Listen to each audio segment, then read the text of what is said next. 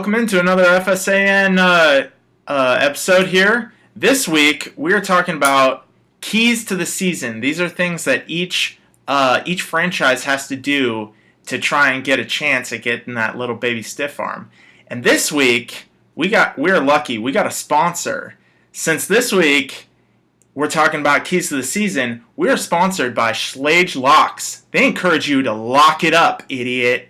So I'm lucky enough to be sitting here, Zach Mioli. He's going to be helping me out. What's up, Zach? How's it going? That was a great product drop right there.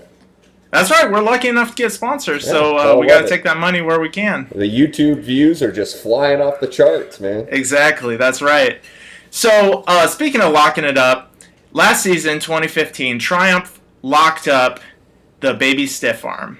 So we're going to start out with their keys to the season. So I think one of the big things that Triumph is going to be dealing with all season is their running back depth. Mm-hmm. They got Frank Gore, they got Shady, they got a couple guys that are good, but they're going to be needing to hit the waiver wire or hit up trades and try and buffer up that their running back depth. I mean, losing Kenneth Dixon was kind of a big deal.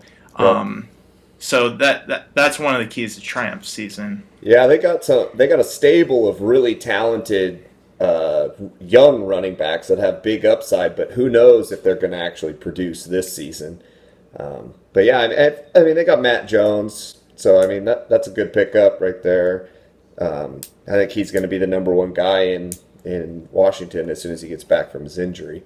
Right. But their quarterback situation, it's I mean, they got Cam, which is great. Right. I mean, you can't really do much better than that at quarterback, but yeah. Teddy Bridgewater going down as his backup with that nasty injury. Yeah, it's a big injury. Yeah, he did a great job picking up Blaine Gabbert. I think that's a solid move. He's going to start for the 49ers. I'm not sure how many points he's going to be putting up because they're going to be pretty rough. But he's got a serviceable backup, at least just for the bye week. But if something were to happen to Cam, he'd be hurting really bad. Right. But and then his tight end situation, Eric Ebron could emerge this season. But ASJ, who knows with that guy? He's got all the talent in the world, but he can't put it together. Right, yeah. But his wide receivers, they're unstoppable, really. Yeah, he's got a great set of wide receivers. Yeah. So we're going to move on here to the Bobcats. Right. Talk about them a little bit. Runners up. Yep. 2015 runner up. Year. Pulling up their roster right now. Their running back depth is a bit of a question mark at this point. Right. Yeah, same kind of situation as Triumph. Yep. They got Kenyon Barner. Who knows? He's kind of in that mix in Philadelphia. David Johnson's obviously a great. He could be the number one overall running back this season. But other than that, their running back situation's pretty rough. C.J. Anderson could be good, or he could have another dud of a season like he had last year. He kind of showed his flashes and did enough to stay on people's rosters, but he didn't wow anyone by any means. Right. I tend to agree that he's definitely got some depth issues at running back. And I'm also looking at his tight end situation. I really like Olsen. I like what he did last year, and he's been great pretty much his whole year, his whole career. But in Carolina's offense, you got Benjamin coming back. You got this emergence of Funchess. He kind of came in late in the season. So, and they got great running back there in Carolina, and they got Cam Newton running the ball in Carolina. So there's only so many points to go around, right? And so we might see Olsen lose some targets and lose some touchdowns. So he may take a significant step back from last season. We don't know. I mean, I obviously like the talent, but that's definitely a concern for Bobcats there. Yeah, don't forget they got Ted Ginn as a deep threat there as well. So. Ted effing Ginn. He'll drop most of them, but they're going to throw it his way. Right.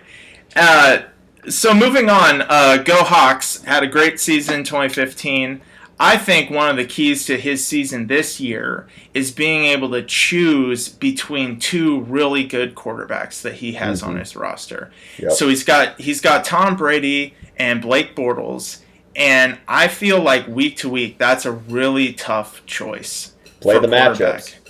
quarterback. And there's only so much you can do, and I think that a lot of his season might ride on did he choose the right quarterback the majority Yeah. of weeks or not? You Yep. know, so that's gonna it. I mean it. It's tough to say having two really good quarterbacks puts you in a tough Yep. situation, but I feel like this is an area where it kind of does put you in a tough situation. Yep. When you can only have one, Yep. he's gonna have to play matchups and flip a coin. Half the season. Right. Exactly. It's gonna be interesting. And then he still has Matt Ryan too, which could be a serviceable trade option, or he could get something for him as Yeah. well. Exactly. Yeah. But another part that he needs to work on potentially, and going to be a key element to him, is his wide receiver depth. And he's got Eric Decker, he's got Mike Evans, but after that, it's kind of up in the air. He's got Julian Right. Edelman, but with Brady being out for 4 games, that's going to hurt his stock. And Martellus Bennett being there, they're going to go back to that two tight end. They're going to throw to those tight ends a lot. Is he going to take away from Edelman? Right. He's got a couple good guys in Tyreek Hill and Chris Connolly, but how much of the Kansas City passing game offense, do you really want? Yeah. It's tough. So I think those are good pieces for the future or for a potential trade, but he should be looking towards that waiver wire to see if he can pick up some more wide receiver depth. Yeah. Exactly. All right, we're going to keep on trucking here with Gino 911. Gino's had an interesting run in our league with free agency and just kind of being the short end of the stick on a lot of things. But Right. Yeah. We talked about this a couple weeks yeah, ago. Yeah. yeah. But I think it's got to be a rebuilding year for him. He's kind of Yeah. got to find those pieces that he can move on from, pieces that he can acquire for the future, and he's got to be looking at potentially moving Drew Brees, Larry Fitzgerald, Doug Martin, Brandon Marshall, Jason Witten. I mean, he's got a Yeah. lot of good pieces, but other than those pieces, it's pretty slim. Yeah, he's got a bunch of big name guys at the top, and I don't know that they're really going to be helping him out this year. So I think that there's going to be a lot of franchises that would love to have that kind of Yeah. talent, right? Yeah, So some veteran talent to go to a win now franchise. right, and easy move for him is to move those guys and pick up young guys, pick up Yep. guys that have high upside, pick up guys that a lot of people might have moved on from, or draft picks, right? So Hmm. I mean, he's got a lot of in season moves that he can do to really set him up for a really good 2017, right? Yep. Yep, I agree. Right. So moving on, we got prime time. I think his wide receiver position it's got a lot. It's got a lot of good pieces and a lot of guys that did really good in 2015, right? So he's got Crabtree, he's got Landry and Sanders Hmm. that all did really well last year. But these are guys that we don't know if these are every year guys. Are they going to be able to put up similar numbers as they did last year, right? Yeah, I think Landry's his top guy. I mean, that's the guy that he can kind of count on out of Right. that group. But at the same time, Miami has changed around their offense quite a bit. They picked up Leonte Carew. They've got some new running backs there. They might be kind of changing the scheme away from just Landry and nobody else, right? But at the same time, Primetime's got Pryor and he's got Michael Thomas. So these are like high upside guys. So Oh yeah. I could definitely see, week 7, week 8, these guys are must have guys in the middle of the season. So definitely a key for prime time. If these upside guys hit, that's going to be big help for wide receiver depth. Yeah, yeah, and if those guys hit, he has the chance to flip some of those other guys as well and get some other Exactly. pieces. Yep. But if they don't hit, he's got a luxury, and he can rely on those tight ends because Right. he's got a stable of them, and Yeah. he's got Gronk, baby Gronk, and Zach Miller, who's now the number one guy in Chicago. Yeah, I mean, With another situation where just having too much of a good thing, right? Yep, yeah, but with the roster changing this year, we can he can use that third tight end as a flex position if he Right. wants, and kind of fill in for some of those holes that he has at his wide receiver position. Yeah, I agree. It's a good kind of patch for some other lacking areas of his roster. Slade here, reminding you to lock it up, idiot. All right, moving on here. We're doing this in draft order, just so everyone's clear. But we got Smoke Weeden coming up. They got a pretty solid roster. They always are super active in free agency, which is always fun to watch. But I think their biggest question mark here has got to be running back. They got Thomas Rawls, which is probably their top guy, but with him coming off the injury and C Mike looking like C Mike, he might have some touches taken away from him, at least early on in the season. I don't see him coming back and playing, a full 20 to 25 carry game right away when he hasn't seen any action yet. Right. And then he's got Jeremy Langford in Chicago, which is going to be the number one guy, but he hasn't really proven it for a full season yet. Yeah. So that's a big question mark. Isaiah Crowell, he's got some guys there, but no true number one running back. Right. So moving on, we're going to talk about Crowsbane real quick. So running back, it looks like they really just have Forte at the top, and then a bunch of high upside young guys there. May or may not be good in New York. I guess we're gonna have to wait and see. New system. New system, but has looked good in the preseason, so it looks like he's going to be the guy there. Other than that, really thin at running back, definitely. Yep, he's thin at running back. I mean, he's got some good handcuffs in Turbin and Spencer Ware, which is nice to have. But yeah, Matt Forte is definitely his guy there. But tight end, he's got some upside and some young guys. I think Vance McDonald's going to have a pretty solid season. He's looked like the number one guy in preseason so far. Right. He could be a sneaky good tight end that that's going to be an every week play for him. He's got Devin Funchess, he's got Allen Robinson. He's got a stable of wide receivers that should produce. It's really going to come down to that running back and tight end position. What can he get out of those guys? Yeah, I agree. But he is set up for the future. Let's talk about an owner that has done some crazy maneuvering. 4 first-round draft picks next year. Insane. Yeah. I mean, that's just it's not fair. It looks like 2017 is going to be all Crowsbane. Yeah, it's frustrating. Stop giving him your draft picks. We're going to move on to the Bastard Makers, who are looking to have a better year, even though they've never made a draft pick in our league. Apparently, they don't believe in the draft. Hey, everybody's got their own strategy. Seems to be working out. To each their own. Yeah, he's doing all right. But he's got some injury concerns at running back to deal with. He's got Gordon and Hyde. Hyde's coming off a big-time surgery and, kind of had another setback just recently with a concussion, I believe. Right. Shouldn't be too big of a deal, but, he's got that to worry about. And then Ryan Matthews is perpetually injured. I mean, when he plays great, but dude can't stay healthy and has never been able to. I think the James White pickup is a great one with Dion Lewis going down. I think that's going to be the guy in New England, so that should help him out quite a bit. Right, and it's hard to talk about injuries as being the key to the season because obviously people are going to get injured and you can't really plan for that.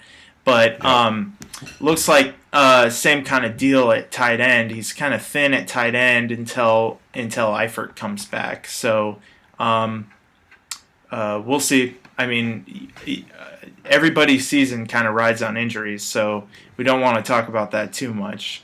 No, not too much. So moving on to hold my dick, I think running back is kind of an interesting position he's had set up there. So he's got Peterson, obviously a really great running back there. Stud. Obviously. But then it's just behind Peterson, it's a bunch of handcuffs and a bunch of guys that, aren't really going to see consistent play unless you see a major injury, right? So, and kind of similar situation at wide receiver, except he doesn't really have a true number one wide receiver there. So I think that Hold My Dick's going to either going to have to look for some trades to make it this season or hit the waiver wire. He's going to have to do something to kind of fill up those holes in those two positions. Yeah, unfortunately for him, he is in a great situation quarterback-wise and in a great situation with his tight ends with Martellus Bennett and Delaney Walker. Right. But, I mean, it's not primetime situation with the tight end, so he's not really going to be able to plug any of those holes with those tight ends. Right. But and the Teddy Bridgewater injury probably hurts him too with Laquan Treadwell. That's going to take away from him. But we know that L.A. is going to try and get Tavon Austin the ball, and so I think a lot of Hold My Dick season is going to rely on Tavon Austin and Chris Hogan. Right, I agree.